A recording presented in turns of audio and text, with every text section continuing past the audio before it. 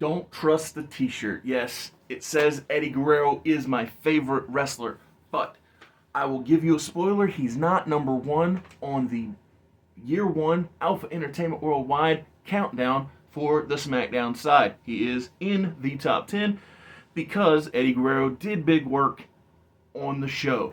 After the open rolls, Josiah will be here. He'll talk about his top 10 Alpha Entertainment Worldwide Monday Night Raw wrestlers, and I will talk about my top 10 SmackDown wrestlers. Enjoy.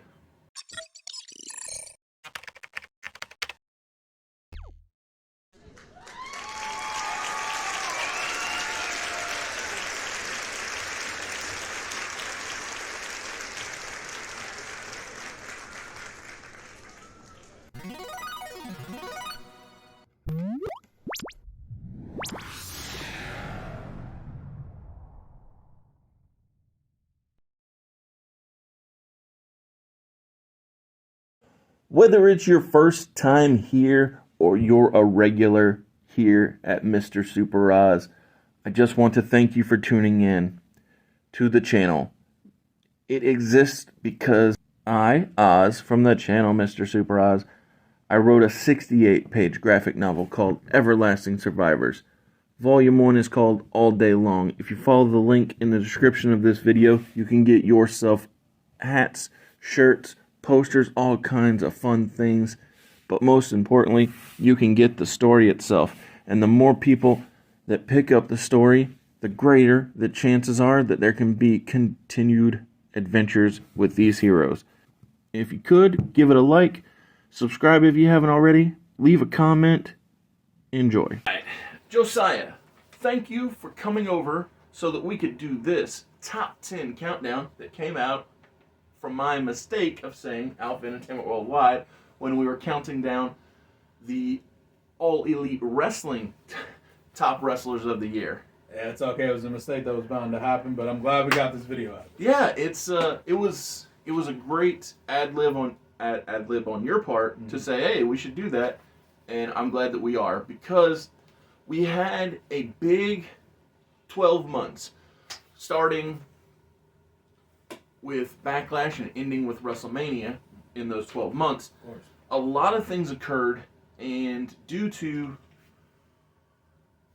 the occurrences, those said events, I and you have compiled our 10 to 1 best wrestlers from the year. I don't know if you did, but I have one honorable mention from the SmackDown side. I actually also have an honorable mention. Awesome. So, good teamwork. The funny thing is, I only have the honorable mention because he was number 10 for a moment. It's Ty Dillinger. I can't believe it. And then what happened was, I was like, wait a second. This other guy I think deserves it more. So, Happens. For SmackDown, the honorable mention, the man who almost was in the top 10, is the only SmackDown wrestler to have held the Undisputed Championship in the first year of Alpha Entertainment Worldwide, that being The Rock. Wow. Yeah. Rock's not in your top. Wow. For a moment, he was number 10. But I was going over it, and I was like, man, so many people did such big work that, and let's be real, Rock had a short reign. It was really just to get to Brock at SummerSlam. Absolutely. And while he was the number 1 draft pick, because the show was named in his honor, I was like, man, there are so many people that, let's be honest, Stephanie and I treated so well that, yeah, he got that honorable nod. Who is your not number 11 wrestler, but also not in your top 10? Well, technically, my honorable mention is actually 2 people because I couldn't go through this top 10 list without mentioning them. They've been workhorses throughout all of the year of 2002. Yeah, and the little bit of 3. Yeah, and the tiny bit of 3. But just like, so it's the Dudley Boys. I figured it would be the Dudley Boys when you said it was a tandem. Yeah. Because of their great work with the Outsiders. Scotty minutes we had them. Yes, but again, it's the idea of maximizing your minutes. Now, in this case, it was probably more like months. Yeah. But it's that classic saying in wrestling: you got to maximize your minutes. Exactly. And that's what I feel like you and I, now granted we have the luxury of hindsight to know Boy, isn't hindsight great. it is so beneficial. I'll tell you what, it didn't stop us from still making some mistakes here or there, Of course. which I'll talk about later on in the video. Absolutely. But what I was going to say is the Dudley Boys retiring the Outsiders. Being the first tag team champions at AEW. Correct. Breaking up to Cool, Scotty 2 Hotty and Rikishi. Yep. And always in the tag title hunt. Yes. Like, whenever I need like a tag team, I need to slot in to do something big. I can always rely on the Dudley It Boys. sounds like real life. Yeah, it sounds like reality. That's the beauty of it, is it's so believable. Because whether you call them the Dudley Boys or Team 3D, or- later on Aces and Eights, it doesn't even matter. Gotta forget what his name. The fact is, Bubba and Devon, stellar. I have to say this. I was very saddened. Saddened's the wrong word. Disappointed There you go. that they were not under contract when the ECW brand Mhm. comes back to life. Yeah. Them and Rhino are like the guys that I really wish I could have had. Do you know why Rhino is a guy I wish I could have had with the relaunch? Wasn't he the last ECW He was the champion? last Yeah. ECW champion. I appreciate that you have that knowledge in your head. Hey, listen, I love classic ECW. So I'll talk to you about that off the air. Yeah. But I love playing around with the relaunch of ECW. But since Raw comes first, tell me, who is the Monday Night Raw 10th best wrestler of the year? Well, for this year, I chose none other than the Heartbreak Kid, Shawn Michaels. Whew! All right. Now, I'm not going to lie to you. Thanks to you putting up these reload episodes available on the channel now. I think episodes 1 through 4 at the time of recording are available. I've gotten a chance to remember what the hell I booked. Yeah, so I find it very helpful as well. Like, Yeah. going back and re-editing them has helped me think forward by looking back. So Exactly, yeah. Because before, I have everything written down, so like I know what I booked, but it's different like hearing myself talk it out and of course, remembering my thought process. yeah, I know. For me, sometimes I'll think one thing when I'm writing it, Mhm. and then while I'm saying it, I'm like, oh, this actually works better. Yeah, go with it. It happened a lot when we did it. But yes, Shawn is number 10. Shawn Michaels, very similar to the Dudley Boys, is a guy I can slot in anywhere, and he kind of, well, steals the show. Of course, Classic Shawn Michaels. it's almost like it was his gimmick. Yeah, almost, right? But his classic rivalry with Christian is still one of my favorite things I've booked. Of course, yeah. Oh, I love everything that those guys did together, and especially how Shawn seemed to lend his Star power to the character of Christian, and it really helped elevate him to that new level. And that U.S. title. Oh, for sure. See, and that's one of the beautiful things about never retiring WCW titles, and also treating WCW right. I don't know. I mean, About to say not burying it. it's as if that was big the right move to begin with. What a concept. Well, listen, we've never been in a war. Maybe we don't. Well, Yeah, I haven't. Well, I can't speak. so I've never come together with somebody that I was in war with There you from go. opposing sides later, and thought, hey, let me make fun of them. Yeah. So, whatever.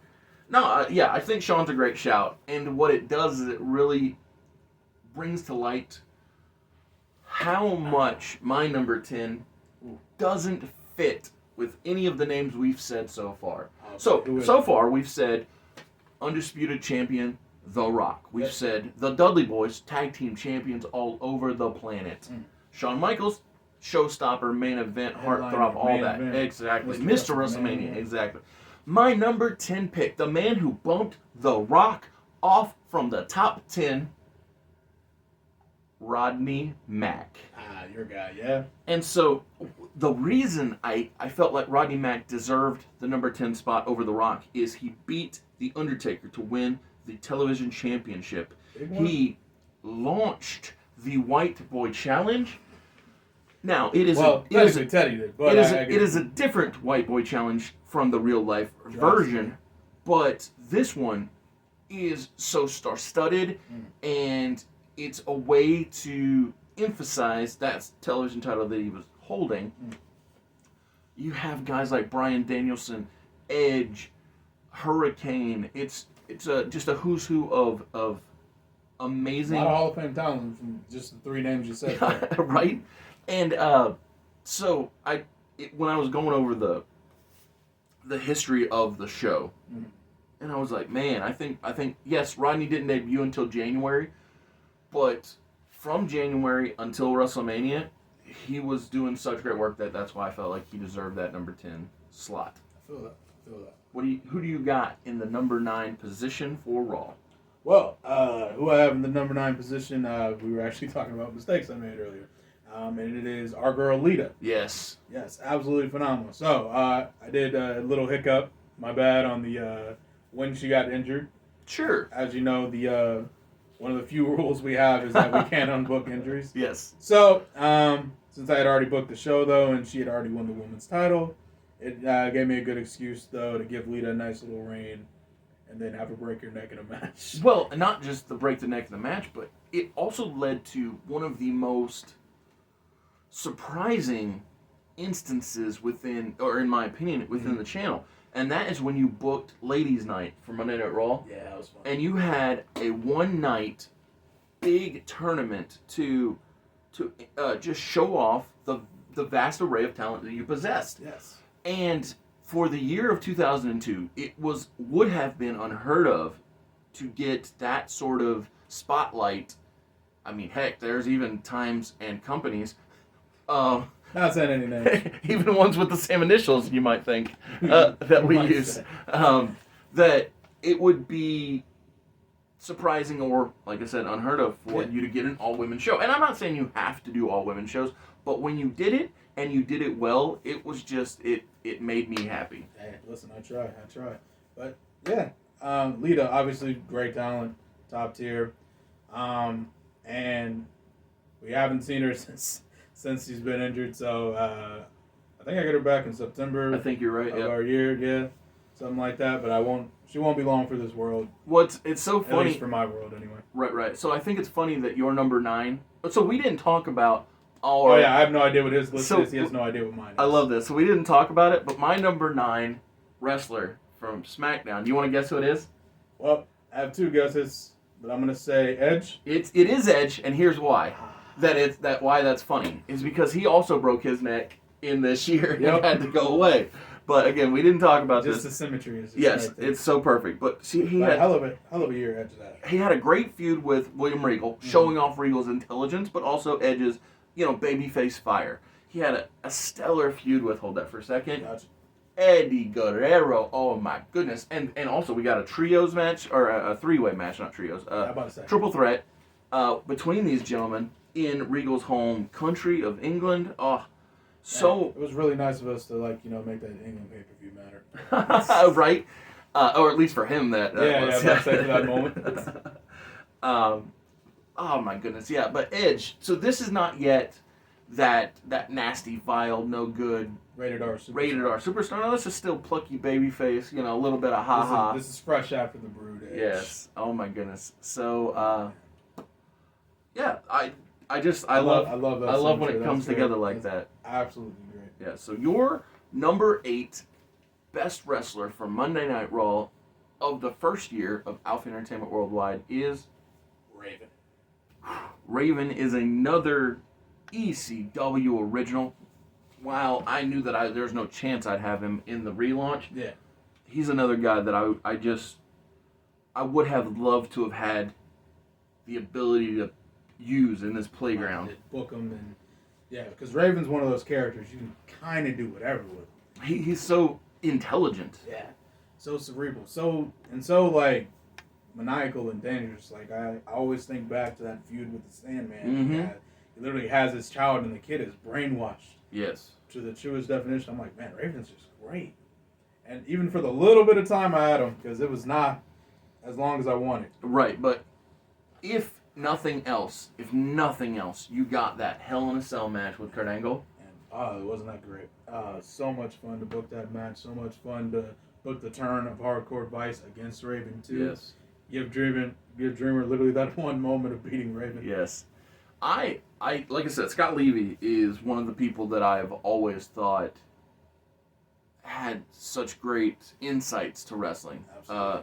Me and my first wrestling opponent, shout out to Mr. Thomas out there, G. We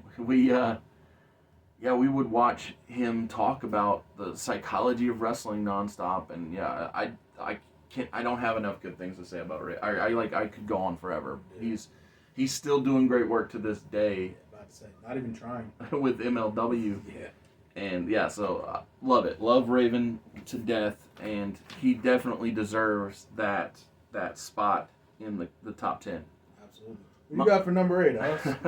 So Eddie Guerrero's nephew, Chavo, Chavito. the man who had to wear this shirt in WCW, he made it to number 8 because he won the first ever Gold Rush tournament to win the Intercontinental Championship after Eddie relinquished said title to...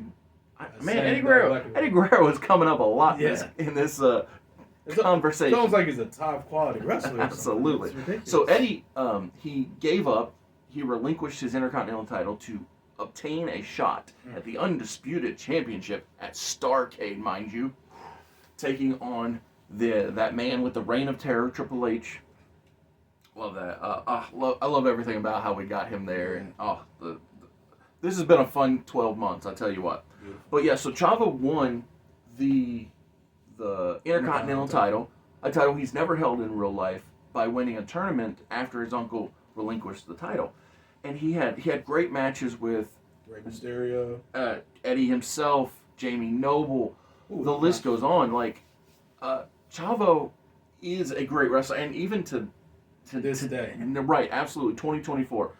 He's helping bring new fans to the world of wrestling via the Iron Claw. What a movie. And what a movie. And so yeah, Chavo is my number 8 wrestler of the SmackDown first 12 months. You know what? Can't think of a better name to put in there. Love that guy. So for my number 7. Or should I say number 7s? Because I couldn't put one without putting the other, and it only makes sense because they were my tag team champions for so long. But it is Rikishi and Scotty 2 Hotty. It is too cool. Yes. They have held down my tag division for the longest time, and even their breakup at the hands of the Dudley Boys was such a great feud, such a great time. We still remember the clubbing activities they did. Oh, absolutely. Partying the night away. Absolutely. Well, and here's the other thing. I would imagine the Samoan SWAT team didn't make the cut, but the idea that the end of one great thing didn't lead to nothing but led to more great things is also exciting, because I don't know what Vince McMahon, how he made his decisions, but I know with myself personally, I try to think forward, and even though I know I'll be losing somebody at a given time, Right. I try to think ahead, and that's I could tell with the way that you treated these guys that you thought ahead, you treated things right, and it's just it's beautiful to watch it play out that way, and that's another great thing about teams.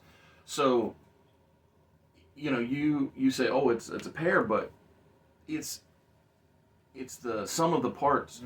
It's the two becoming one. I love it. So what we got for number 7?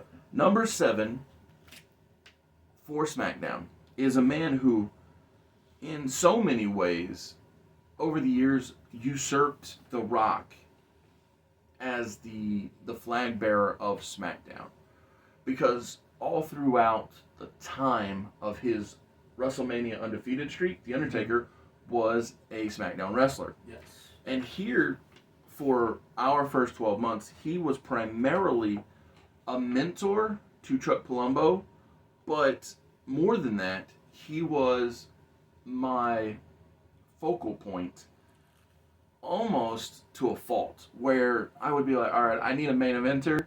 Who's my main? Oh, of course, Undertaker is... Get on Mark in there. Yeah, there's no doubt. If you need a person in the main event that you can rely on, Undertaker was my go-to guy. So much so that I used the anniversary of his debut as a way to crown him as the television champion, which was once again a way to keep him emphasized on the show, because that's the beauty of the TV title. You gotta be there every week. When it was created to force the champion to be a fighting champion. And so yeah, I picked the Undertaker. You know what? Good shot. I can't honestly have no notes. Can't say anything. The Undertaker's Undertaker. Even at this point in 2002, he's still 20 years in the business. Yeah. Give or take. My math's a little off. It's not my strongest subject. Sorry about that. Well, he started in Texas in what, 88, Yeah, 89, 88, 89. I think 88 feels right. So whatever that math is, I don't know. Because I think he was in WCW 89, 90. Yeah, because he left and went to WWF in 91. Yep. So okay. So yeah. Yeah. All right. I think that math checked out. Good job, me. Good job. Yes. So my number 6 is AEW's first ever undisputed champion, and then first ever 2-time undisputed champion. The Game. Triple H. The King of Kings. The man himself. The cerebral assassin. Am I forgetting any? The chief operating officer. Chief operating officer. Now. Or Head of creative. Yeah, head of creative. Oh my goodness. My God, this man has so many titles, and that's not even counting the championships. Oh man, but yeah, no, Triple H, his slow.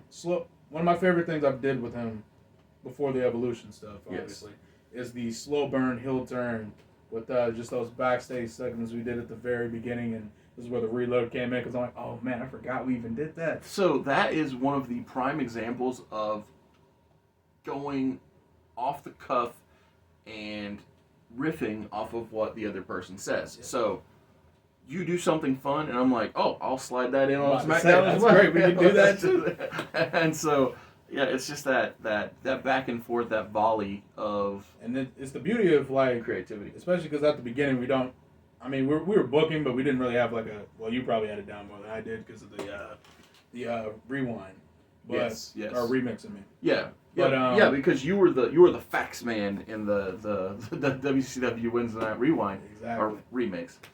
So you did it too. It's not just me. It's all good. It's all good. But yeah, it was just the idea of like, so I've never booked anything before, and I've definitely never said it on camera. Yes. So just the concept of like what I can do, and just having those unlimited opportunities, and just having the chance to bounce off each other. And absolutely, yeah. And Hunter is that type of character where he just has so much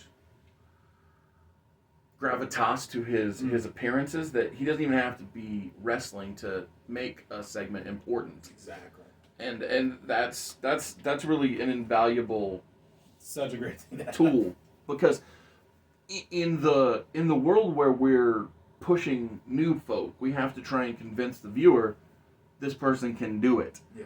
But when you're talking about a person who's a made man, whether it's Triple H or Shawn or Taker or whoever, there's no convincing needed. It's the facts speak for themselves. Absolutely.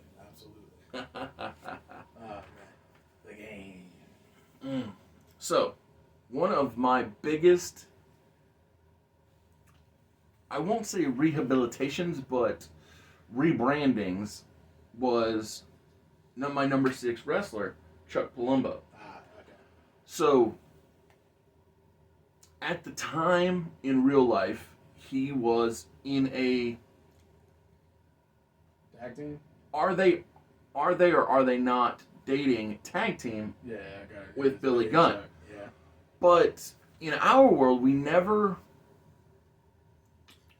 took either man down that ambiguous route, because I thought it made more sense to use The Undertaker as Chuck's mentor, but more importantly, to skip the haha and also the going nowhere FBI nothingness that Palumbo had to do, and jump straight to something that could have worked if done at the right time and in the right way, and that's go straight to Biker Chuck. But what I ended up doing was bestowing upon Chuck Palumbo the nickname, one of two, that The Undertaker did in his biker gimmick. So he became Big Evil, and The Undertaker was the Red Devil. And Much so, better than Booker Ray. correct. And so Chuck defeating Rey Mysterio to end his world television title reign, and then subsequently wrestling Evolution at WrestleMania with The Undertaker, keeping the streak alive, and changing WrestleMania, because this was 19, from being a handicap match where The Undertaker takes on A-Train and Big Show, but making it a straight tag team match where Chuck and Taker take on Rick and Randy.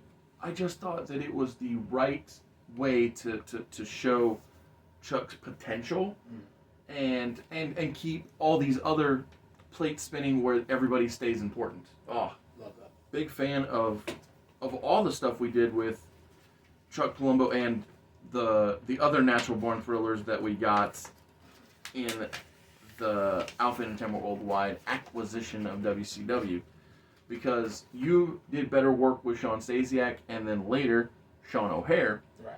than the company ever did By far. WWE. Like, they didn't put any effort in any of the three. Like, at least when Chuck came back, I'm like, okay, they are acting like they're going to take him seriously. Yeah. They still didn't. Yeah, but- well, and I'll be honest, I thought Chuck and Billy was fun. Yeah, I enjoyed Chuck and Billy. Great team. It's just there's a ceiling there, especially in 0203, Mm-hmm. whereas I don't feel like there's any ceiling on the character that he had in our world I agree. at any point in time. Your Not Chuck could then, be- not now. Your Chuck could be undisputed champion at some point. It definitely could have been, yeah. Like, it's a possibility. Yeah, but Possibility of that Chuck, no way. He would not have chance been. in He wouldn't have even looked at the world. I do think that in the year of 2023, 2024, there's a greater chance. Because think about Anthony Bowens and Max Caster. Yeah. Now, granted, they're not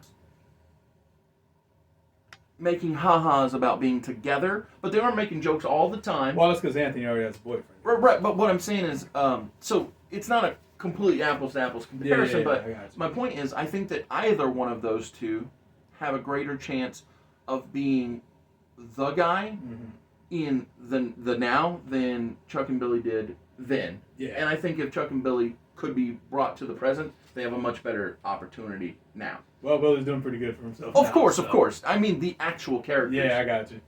Like, Just in a the world where entire there's- gimmick itself. Correct. The entire gimmick with a time machine. Yeah. Yes, I think it could work. Especially in 2024, because I think the night and day reaction is, like, I don't know if you remember the Billy and Chuck wedding Oh yeah, I do. versus how people reacted to that versus how people reacted to Bowens responding to Harley Cameron. Yeah. And you know I'm gay, right? Yeah, of course, of Yeah, course. like just I feel like as a society we've changed a lot. That gimmick back then probably would have worked better now. Yes. But it still popped everybody when they're like, we were just trying to get on TV.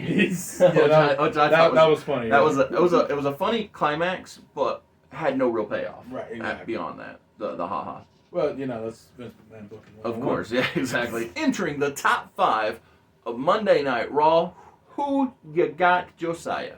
Obviously, it had to be Rob Oh. Van Dam.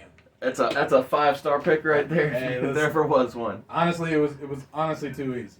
Yeah. Honestly, too easy. But in all seriousness, Rob, Did you struggle with any of your placements? Because I know with me. I did. So I switched around a lot because I had Rob lower. Mhm. At the beginning, I think I'd have been like 8 or 9, Gotcha. something like that.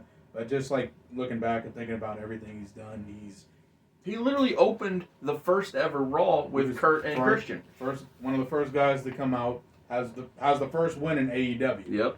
which is another huge thing. Love First it. title defense. Yes. Pretty much most of AEW's first were done by Van Dam. So Well, and it isn't like he didn't deserve it. The Exactly. man delivers. Like that's Every the time. beauty of his ability is that he just goes out and delivers. And even now, Mhm. like him and Hook versus 2.0. so much fun. Oh, him versus anybody, really. It's just RVD still has He it. somehow still has it, and it makes no sense. The man's pushing 50? It's gotta be. Gotta be. At least. if not like in the ballpark, but Yeah, definitely in the ballpark. He's still amazing now, and the way he's used here in AEW, like I need a top title contender. I need somebody who can wrestle for the undisputed championship Against Brock Lesnar. Against Brock Lesnar. Did it at Halloween Havoc. Who could it be? And also, it's his ties to Paul Heyman. Mm. It's his ties to the hardcore division. He just has so many threads out there that you can just you can use. And I'm not gonna fight this at all. Rob Van Dam deserves everything that he gets.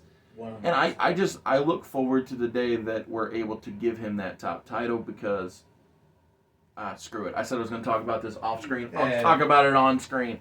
So, one of my biggest complaints about when he won the ECW title in real life is that, well, real life led to him losing the title within 4 weeks. Yeah. But also that in those 4 weeks, they didn't know what they were doing. That's an understatement. Right, absolutely. So I did the math, not actual math, but I did the stats. I ran it. I figured out I have enough ex-ECW champions actively under contract when the show relaunches that for the first 4 weeks of the relaunched ECW, Rob Van Dam will not just rest on Paul handing him the title. He will actively prove that he deserves to be AEW champion and ECW champion by defeating every former ECW champion under contract. Now, granted, I have to do one of these on a Saturday Night's Main Event just to make it happen. Semantics. But the important thing is Just Incredible, Tommy Dreamer, Sandman, and Sabu are all under contract with us. The Fed. Yes. In real life. In real life, which means they are actively usable for us, and I look forward to this. Now, the reason I have to get them knocked out is because in the 4th week of the show is when he loses the title. And it's not going to be to a former champion; it's going to be to a new ECW champion. I hope so, yeah. But just to calm the nerves, it's not the Big Show. That is also correct. It will not be the Big Show. Yes. Won't drop the spoiler. We got 6 years. No, it's not 6. So we're in 2003. It's only 3 years because it's 2006. Oh yeah, that's right. Yeah. So it's 3 years. We're good. So everybody probably forget anyway when we said, but it's just, it's good to have the ability to treat Rob well. Yes. And you've done so good at that. I try. Who's number 5 for you, Us? His Lordship, William Regal. Lord Stephen King Regal III. Yeah. Possibly the smartest man alive from 2002 until 2003 in my universe. He manipulates Edge on the first episode of SmackDown into getting the Intercontinental Championship back in his possession. Not only that, but William, he works with, well, a man very famous for being Intercontinental Champion, Mr. Perfect, for the limited amount of time that we have him, and within his faction that he creates, the Regal Counter Threat, we have real-life former Intercontinental Champion Test, real-life former Intercontinental Champion Lance Storm. Now, Terry and Nowinski never held the IC title. I'm about to say, they were there, though. They were definitely in the faction, and the thing is, like I said, I just love having the ability to promote and position not just Regal, but this title itself to be a prize worth possessing. Because there, as you know, as from being a wrestling fan, Josiah, there were and have been plenty of times within the history of the Fed that this title was forgotten. Forgotten's an understatement. It was relegated. Yeah. I was going to say it was relegated to being on a man, let's say Shelton Benjamin, for instance, who is in Money in the Bank, but not getting defended. Yes. It was, I think, left off of 13 straight WrestleMania, something like that. Something stupid. Oh, no. It was 13 straight WrestleMania main cards. It was on, I want to say, 10 straight pre-shows. That makes sense, yeah. But you're right. Yeah, great. Oh, it was just, great. Just so ridiculous. But yeah, William Regal is my number 5 top wrestler of the year because of, oh my goodness, thinking about what is to come. So the Regal Counter Threat have only ever been bad guys. Yes. But I'm going to say we, because I feel like you do it too. We treat wrestling with respect, and when important things happen in real life, we acknowledge those things on our programs. Because, look, like Lita, right? Yeah. You know, and I just look forward to the night when one of my active wrestlers has to retire, and I have every wrestler within the division that they have been competing in come out and and be like, oh, we're sorry to see you go, but we're glad you were here. Yeah. And I look forward to hearing who your number 4 wrestler for Raw is, because this has been such a great. It's been such a great trip down memory lane to figure out or to talk about all the things we've done. Yeah, absolutely. So for this 4th one, I didn't have to look because I had a long talk with myself trying to figure out where to place her. And your hand went in that familiar cramp. Yep. It was a little instinctual. But yes, my number 4 pick is Jazz. She was the first ever AEW Women's Champion.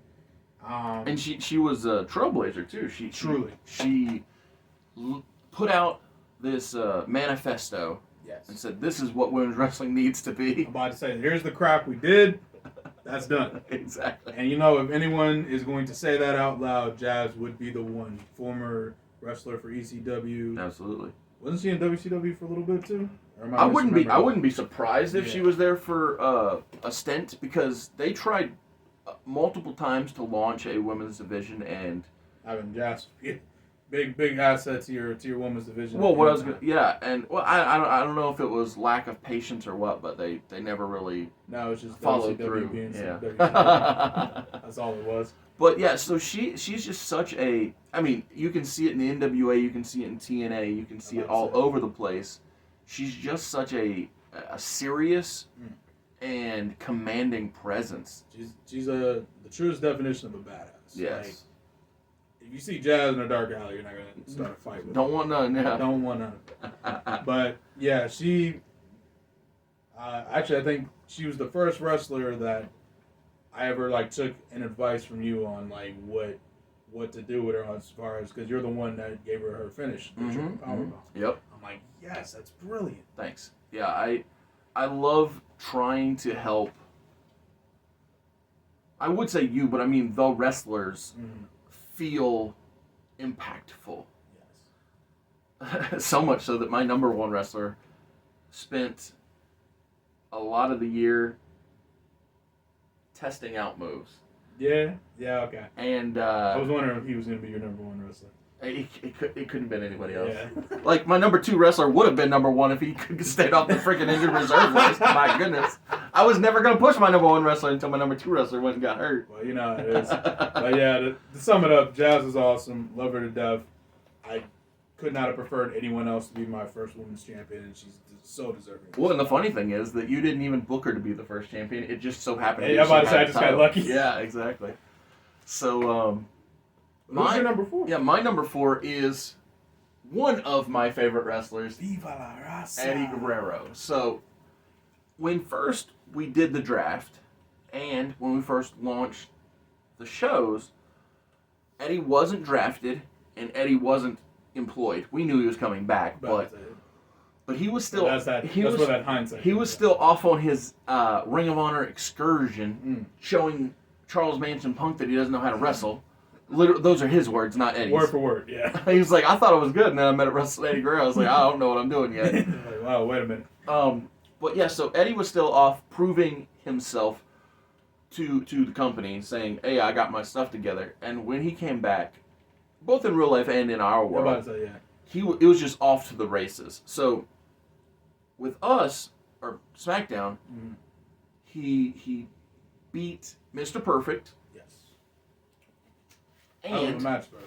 And he instantly became a relevant force in the Intercontinental title division that was heavily fought for with Edge and William Regal.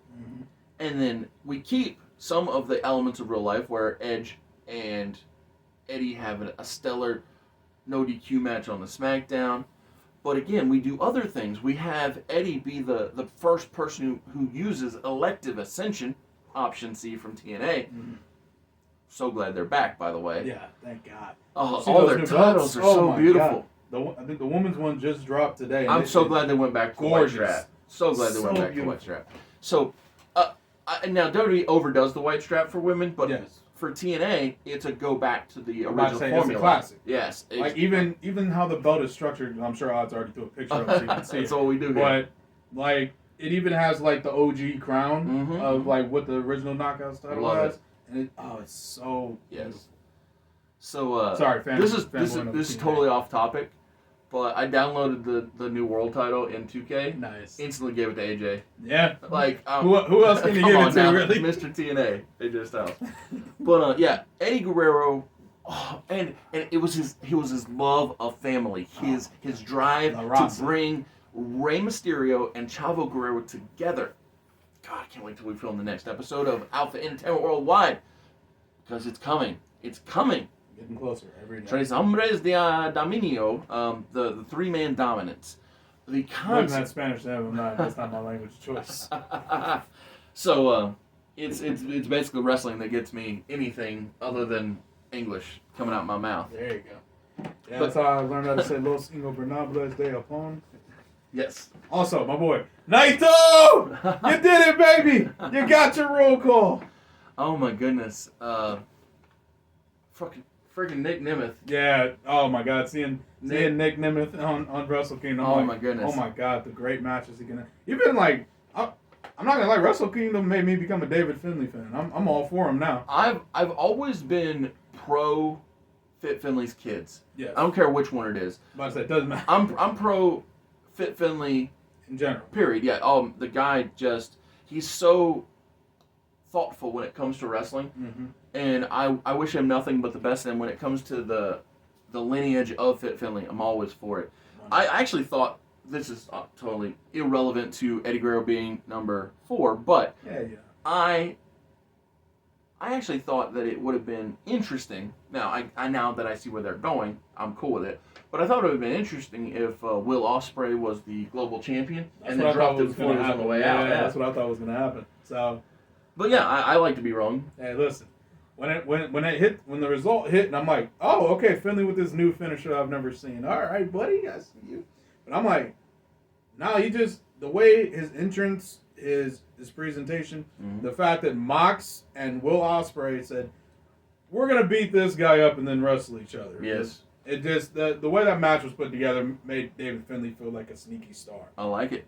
Like, very similar to how Jay White was booked, but, like, still different in a way that is unique to him. Well, and that's the thing about Jay White is he was, when I say what I'm about to say, I don't mean it in a legitimate sense, but he was the new Kenny Omega, and David Finlay is the new Jay White.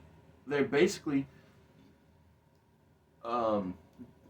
not in the bad way, grooming their next Gaijin. Yeah, I know. I gave it to me. So I hate when things building up, structuring. Thank you. But yeah, when words get too when they have two connotations, and one's very, very bad. Yes. But yeah, number 3 from the Monday Night Raw countdown is couldn't be anyone else but Kurt Angle, my hardcore hero. Well, here's my only question. Yeah. So you say it has to be Kurt Angle, right? Mm-hmm. The number 1 draft pick overall. Period. So I know one of the number 1 and 2. I'm just struggling to figure out who the other one is. I look forward to finding out who the other person is because I thought Kurt was going to be in the top 2. Yeah. Okay. Yeah. No, I love Kurt Angle. Doesn't matter if he has hair, if he doesn't have hair, if he has full head of hair, no hair. I don't care if he has heavies, if he doesn't have hair. Yes. Like the man has always been and will always be freaking machine. One of the best wrestlers to ever wrestle. Without a doubt. I do think there's an argument to be made. Now, I know he disagrees with it, but I think there's an argument to be made that Kurt Angle is the best wrestler, period. Whether it be promo, humor, serious, technician, just action, hardcore, Yeah, everything. about to say, whatever. Kurt can do it all and did do it all. Now he thinks that his lack of longevity is a negative, but I think that wasn't he in the business for 20 years? He thinks that he should have been in if he was in WWE the whole time.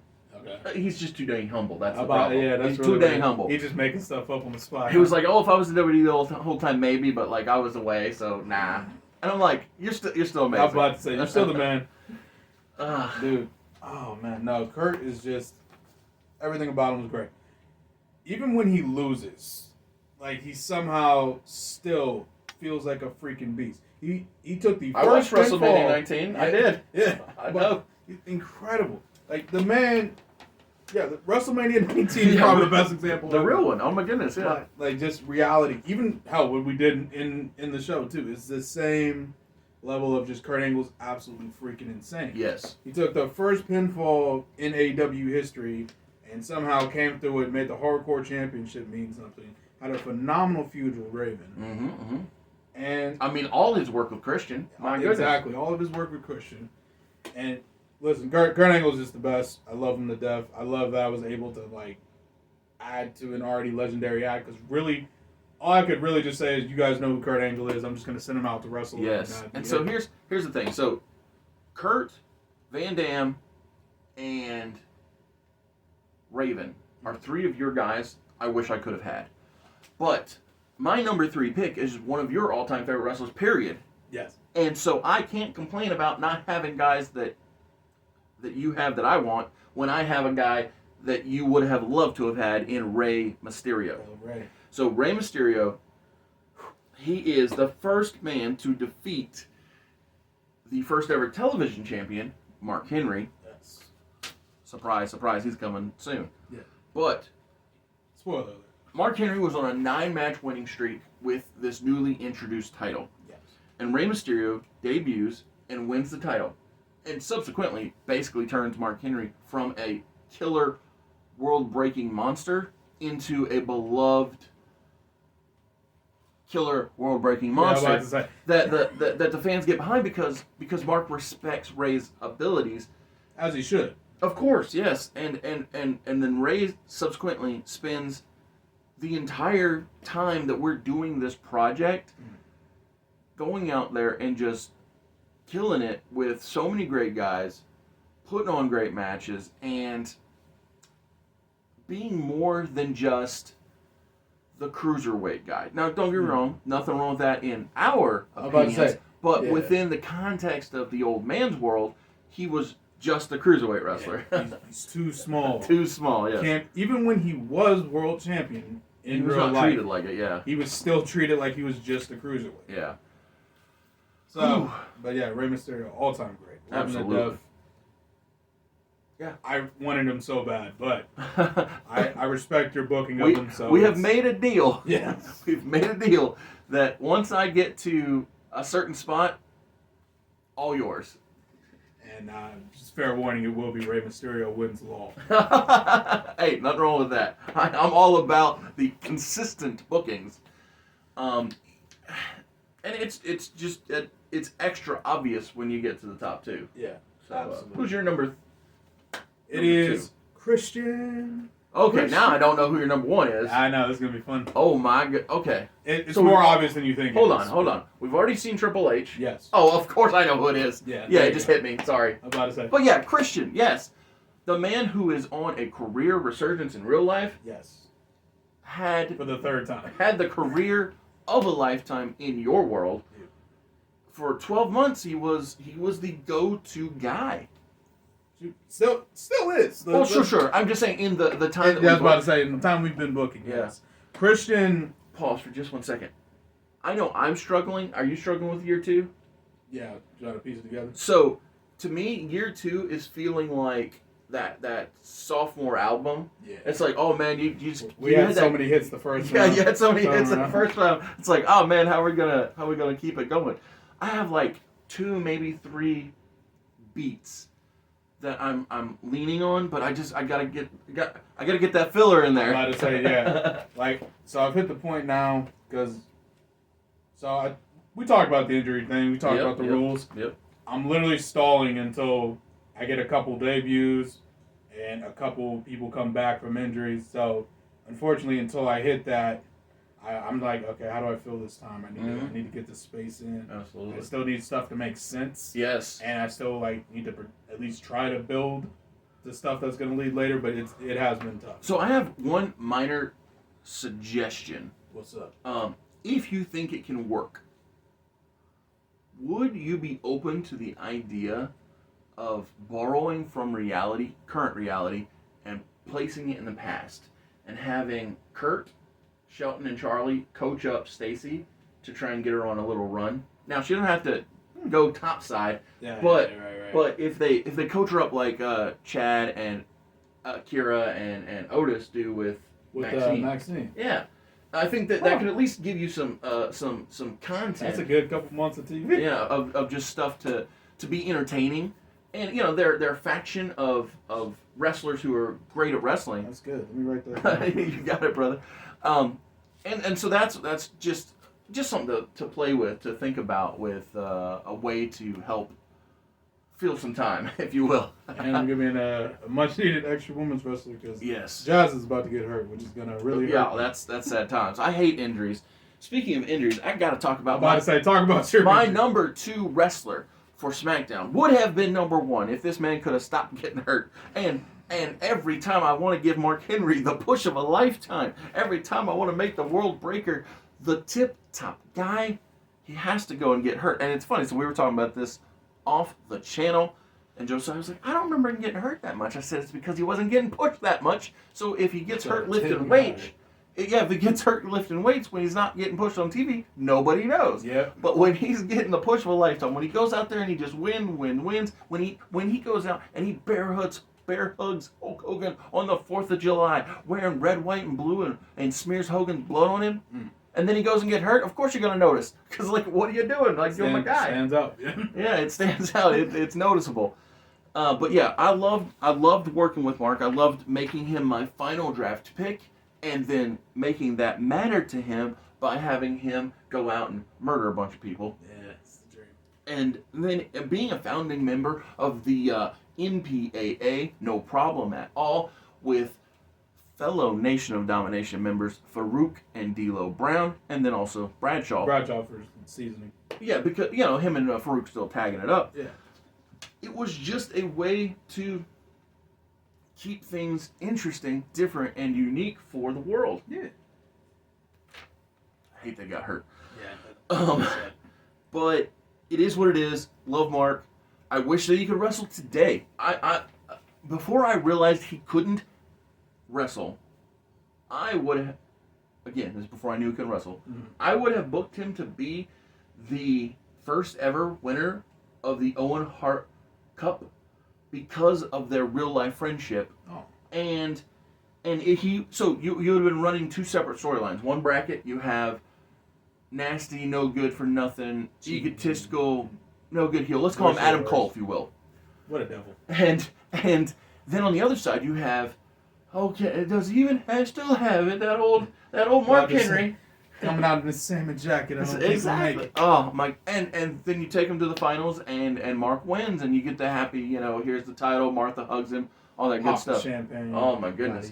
Obviously, we'll never see that, but I just thought it would have been so much fun. Yeah, it would have been nice. Yeah. Who is your number 1? Even though now I know, Yeah. pick for Monday Night Raw, and there's no other choice in the year of 2002 going into 2003. I know who it is. Tell them all about it. Has to be Brock Lesnar. Has to be Brock Lesnar because we did bigger things. By we, I mean, yeah, it was we. No, it was a team effort. It was a team effort. But we did bigger things because we booked what WWE/F didn't, couldn't, wouldn't do, and that is Stone Cold Steve Austin versus Brock Lesnar on pay-per-view and on television. And then also, Brock Lesnar defeats The Rock on pay-per-view, just like in real life, SummerSlam. Brock Lesnar defeats The Undertaker on pay-per-view, just like real life. Brock Lesnar defeats Rob Van Dam on pay-per-view, just like real life, but this time it's for the title. Because on pay-per-view, to win the King of the Ring, he defeats Booker T. My goodness. And then we go to Survivor Series. I know I'm talking over your spot. You're I'm good. sorry. But I just love I like his real life push. Don't get me wrong. It's one of the best rookie years ever. But this rookie year is better because when we get to Survivor Series, Paul Heyman doesn't turn on Brock Lesnar because that's bad booking. Paul Heyman doesn't put the title in the Big Show's hand. That's not good booking. And it's proven. It's proven. It's proven twice. It's proven that it's bad booking. Do you know why? Because he only held the title for 3 weeks. Because Paul then turned on Paul and gave the title to Kurt Angle. I didn't realize that for a second. But in our world, Triple H thought 4 steps ahead, which that was great. That was great booking. And Evolution debuted at Survivor Series and helped Triple H get back his precious Undisputed Championship, which then led to Brock Lesnar winning the Royal Rumble and going on to WrestleMania 19 and winning back his Undisputed Championship. Brock Lesnar definitely deserved your number 1 spot. And this is a preview to the next episode, and I'm going to spoil the first SmackDown after WrestleMania. Oh, yeah, that's right. Keep in mind, for all viewers, that this is coming on the next Alpha Entertainment Worldwide. When SmackDown rolls around, the Intercontinental Champion is Headstrong Jamie Noble, the number 1 wrestler for SmackDown for 2002/2003. And on the first SmackDown after WrestleMania, Jamie Noble will relinquish his Intercontinental Championship and elect to ascend for the Undisputed Championship, which means the main event for Backlash will be Headstrong Jamie Noble, the number one wrestler from SmackDown, versus the big thing, the most dangerous man, the number 1 wrestler from Monday Night Raw, clashing at Backlash. It just fits perfectly. I cannot believe we didn't plan this. I can't believe we didn't plan this, but the fact is, that's what happens when you plan things properly and you do things right, is it just fits. And that's why that we didn't have to talk about it, is because your booking worked, my booking worked, and this booking works. Thank you. Yes, sir. That was a great top 10 for the first year of Alpha Entertainment Worldwide, and a perfect teaser to the ongoing adventures of AEW on the channel. Take care, guys.